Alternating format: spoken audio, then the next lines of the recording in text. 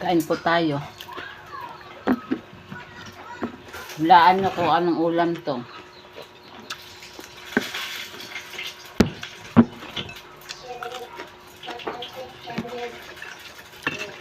Ayan, crispy. Crispy.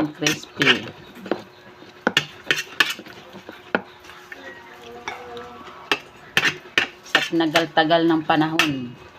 Lalo nakakain ng ganito.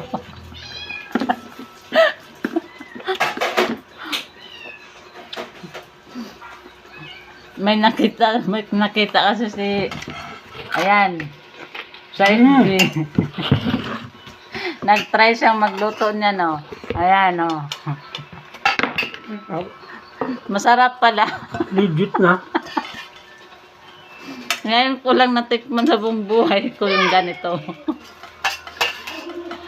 Nag-edad na lang ako ng 40.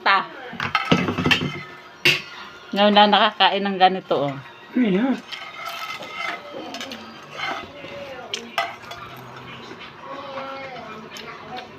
Kala mo pretong ano lang, no? Kakaiba yan. Kakaibang ulam. Legit pala. Totoo pala yun. Masarap. Legit pala yung puso na, ay hindi, ubod ng saging. Yung puno. Sarap yun. Yung mamalasahan.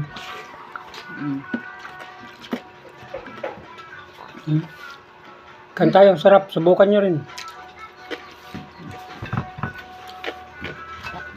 Ano nakakain ng ganito talaga. Masarap pala.